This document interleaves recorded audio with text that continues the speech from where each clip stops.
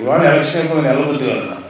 ఎందుకంటే ఇంత కష్టపడి పనిచేసిన మీ అందరికీ చిన్న థ్యాంక్స్ లేకపోతే కృతజ్ఞతలు చెప్పుకొని వెళ్తే నాకు నేనే తప్పు చేసిన అవుతాను చెప్పి ఎలక్షన్ అయిపోయినా ఇంకా ఉన్నాను కదా.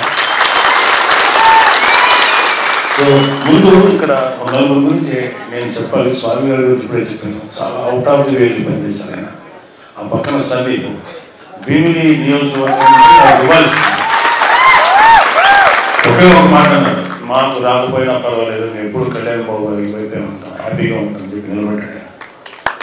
ఉంది అక్కడ ఉండటం కానీ ఇవాళ ఇక్కడికి వచ్చి పగలు రాత్రి ఎంత కష్టపడి పనిచేశారో నా కళ్ళ ముందు నేను ఎంతో, అంటే వీళ్ళందరూ ఎలా పనిచేశారంటే ఇంకా మనసా వాచా కారణ అంత గొప్పగా పనిచేశారు సందీప్. కాకపోతే అతను చెప్పుకోడు కానీ జనంలో మేము చెప్తా ఉన్నాము. అతను మీరు అందరూ మనస్ఫూర్తిగా అతను అభినందించండి.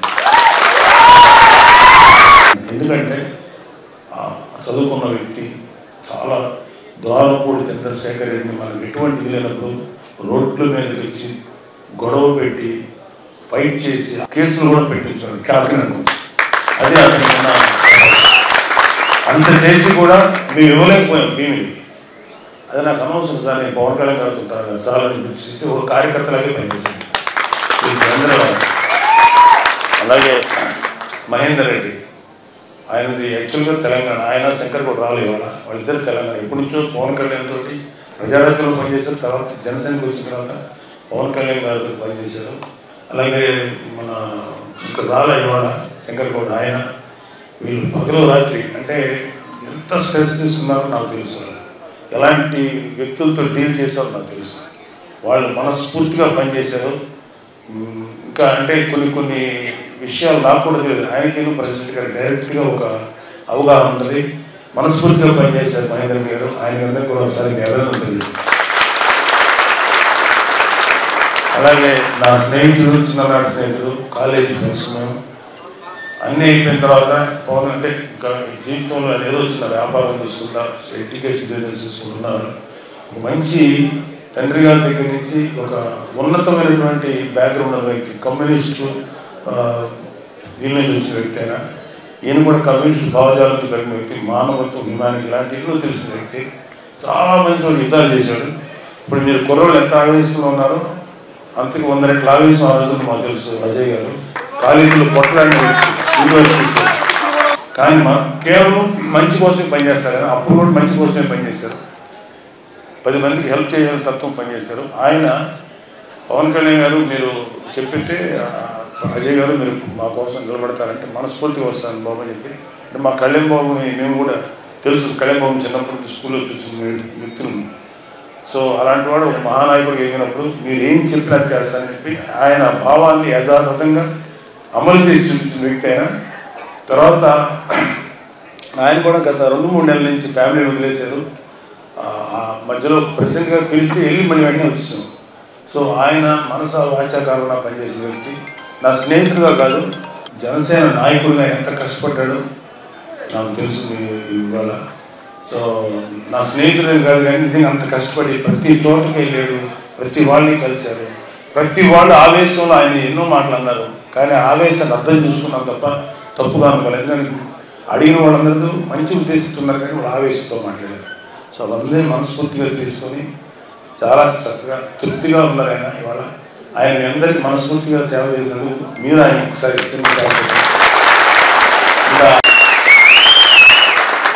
మా మర్రెడ్డి శ్రీనివాసరావు గారు ప్రజారాజ్యం మాతో ఉన్నారు, తర్వాత జనసేనలోకి వచ్చారు. ఆయనకి అసలు ఒక్కరోజు కూడా అనపర్తి నియోజకవర్గానికి ఇన్ఛార్జ్, ఏ రోజు కూడా నవ్వు గారు నాకు ఒక ఎమ్మెల్యే నిలబడాలి, అయితే ఒక చోటకి వెళ్ళి జిల్లా పరిషత్ చైర్మన్ నిలబడాలి, ఏది అడగల.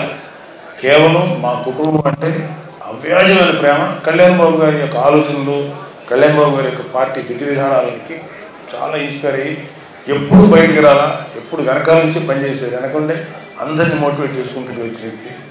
ఎటువంటి స్వార్థం లేకుండా పనిచేశారు. ఈ రోజు కూడా ఏ స్వార్థంతోనూ పనిచేయట్లేదు, హ్యాపీగా పనిచేసాం. మన వాళ్ళందరినీ చక్కగా కూడగొట్టుకున్నాం, చక్కగా వాళ్ళందరితోటి వాళ్ళందరూ సహకారం తీసుకొని పని చేయించాం అని మాట్లాడిన వ్యక్తి. అన్ని విధాలుగా ఇంకా ఆయన చేసిన పని ఎట్లా ఉంటుందంటే, ఒక 10 తలలు ఉంటే ఎట్లా ఉంటుందో ఒక మనిషికి అంత పనులు, అంత మల్టీ టాస్కింగ్ పనులు ఎన్నో కష్టపడి చేశారు.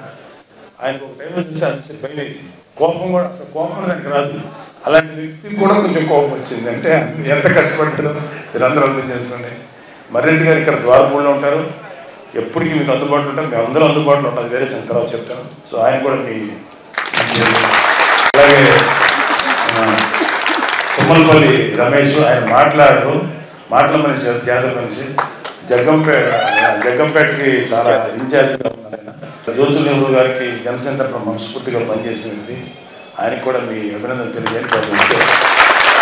జనసేనకి ప్రజారాజ్యం పార్టీ ఎప్పుడు ఉన్నారు, తర్వాత జనసేనలో చక్కగా జనసేన కార్యక్రమాలు చేస్తున్నారు. ఇక్కడ ఉన్న మానస కానీ, తర్వాత ఇక్కడ ఉన్న పెద్దవాళ్ళందరూ, వీళ్ళందరినీ చూస్తున్నాను, రాజు, నేను, అందరూ నాకు ముఖ్యంగా నేను మాట్లాడాల్సింది మీ గురించి.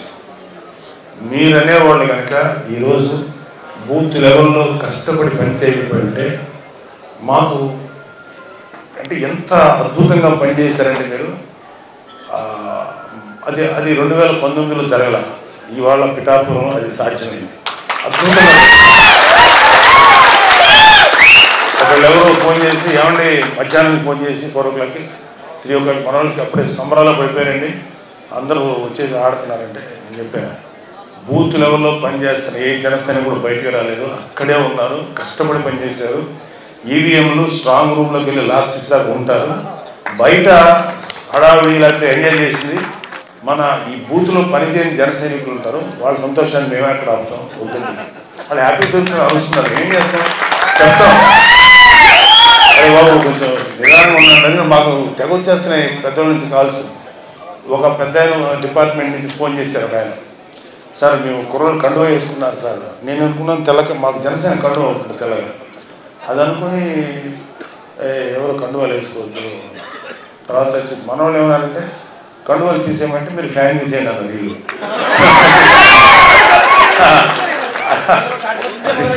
అదే తెలుసు. అయితే కండువాలు తీసేయమంటే తర్వాత చెప్పాను, ఆయన ఏ కండువా వేసుకున్నారని, ఎర్ర కష్టపడేవాడు వేసుకునేదండి అది. ఒక కార్మికుడు, ఒక కర్షకుడు చెమట తుడుచుకుంటే అది కార్మికుడు కర్షకుడు యొక్క దీనికి రిస్క్ అవుతుంది. ముఠా మేస్త్రి అది అందరం వాడేదండి, అదే అతన్ని కాబట్టి అది వేసుకున్న వాళ్ళు మీరు టచ్ చేయకండి బాబు, వాళ్ళు అన్నాను, వాళ్ళు కండువా వేసుకుంటే టచ్ చేయకండి.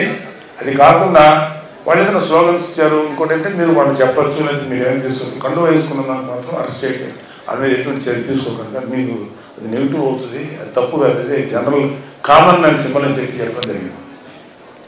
తర్వాత మీరందరూ ఎంత ఎండలో పనిచేశారంటే, నేను సాయంత్రం ఒక 3-4 బూతులు తిరిగాను. అది తిరిగినప్పుడు అసలు నాకు లోపల హీటు చూశాను. 2-3 బూత్స్లో లోపల మన కుంపట్లో కూర్చున్నట్టుంది. అక్కడ కూడా మీరు కూర్చొని పనిచేశారంటే అక్కడ మిమ్మల్ని నిలబెట్టింది పవన్ కళ్యాణ్ గారికి, మీకు పవన్ కళ్యాణ్ గారి మీద ఉన్నటువంటి ప్రేమ లేకపోతే ఆ పని చేయలేదు. అంత అద్భుతంగా మీరు అందరూ పనిచేశారు, చాలా అద్భుతంగా పనిచేశారు. నేను అలాగే ఓటర్స్ దాదాపు 88-90% ఆఫ్ ద ఓటర్స్ వచ్చి ఓట్లు వేశారు. ఇవాళ ఆ ఓట్లు వేసిన వాళ్ళు గంటలు లైన్లో నిలబడితే వాళ్ళని నిజంగా మీరు అందరూ కూడా వాళ్ళు అభినందించారు. నాకు తెలిసి వాళ్ళందరూ 75%-80% జనసేన చేస్తుంటారు, నమ్మకంతో ఉన్నాను. బట్ ఎవరికైనా కాకపోతే వాళ్ళు ఎంత ఎండలో వచ్చి ఓటు హక్కును వినియోగించుకోవడం నిజంగా పిఠాపురంలో ఒక రాజకీయ చైతన్యం అంత అద్భుతంగా అనిపించింది. మనకి ప్రత్యర్థిగా పనిచేసిన వంగాగీత గారు, ఆవిడని కూడా దయచేసి ఎక్కడ పబ్లిక్ స్టేజ్ విమర్శించాను. ఎందుకంటే ఎందుకు చెప్తానంటే ఆవిడ ఎంత సర్వీస్ చేసిందో లేదో నాకు అనవసరం, యాజ్ ఎంపీగా ఎమ్మెల్యేగా. కానీ బేసికల్గా చాలా సాఫ్ట్ మెంటాలిటీ. కాకపోతే ఆవిడ ఎటువైపు ఉందంటే చెడు వైపు నిలబడింది. చెడు వైపు నిలబడటం వల్ల మంచి వాళ్ళు కూడా చెడు అయిపోతారు. లైక్ దుర్యోధనుడు పక్కన ఉన్న భీష్ముడు, కర్ణుడు, లేకపోతే ద్రోణాచార్యులు అంటే వాళ్ళు ఎంత గొప్పడైనా చెడు వైపు ఉన్నారు.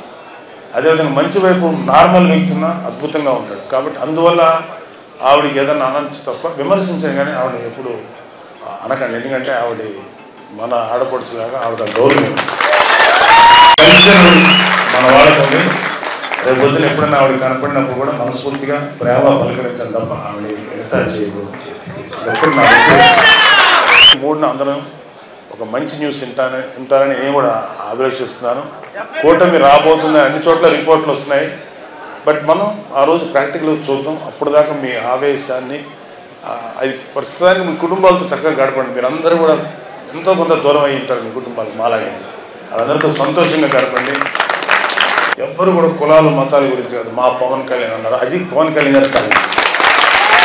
అందరి వాడు పవన్ కళ్యాణ్ నిజాయితీ నిలబడతాడు అందరి కోసం. అందరూ అవడానికి 10 సంవత్సరాలు వాళ్ళు ఎలా ఉంటారంటే వైసీపీ కానీ కొంతమంది వీళ్ళు ఇతను అర్జెంటుగా ఒక కులానికి ఒక మతానికి పెట్టేస్తే ఇతను అక్కడే ఉండిపోతారు ఎదగడని. వాళ్ళందరూ కూతారు, వాళ్ళందరి మాటలను బొమ్మ చేస్తా గత 10 సంవత్సరాల నుంచి ఎన్నో మాటలు పడతా అందరికీ నేను అందరి కోసం పనిచేసే వ్యక్తి నేను ప్రూవ్ చేసుకోవడానికి ఇంతకాలం బట్టి అందరి మనుషులు అంటే బిల్డప్ ఇచ్చేవాళ్ళు వైసీపీ వాళ్ళు. దయచేసి నమ్మకండి. వాళ్ళకి అసలు ఎవరి మీద ప్రేమ లేదు. వాళ్ళ ఆఖరికి మిగతా కమ్యూనిటీస్ని మిగతా మతాలు పక్కన పెట్టండి. ముస్లిమ్స్ మీద ప్రేమ లేదు, క్రిస్టియన్స్ మీద ప్రేమ లేదు, ఎస్సీస్ మీద ప్రేమ లేదు, ఆఖరికి వాళ్ళ అమ్మ మీద చెల్లి మీద కూడా ప్రేమ లేదు. అమ్మని చెల్లిని కూడా ప్రేమించలేనివాడు అతనికి నేను ఈ మూడే అతనికి భయంకరంగా చాలా మామూలు మనిషి.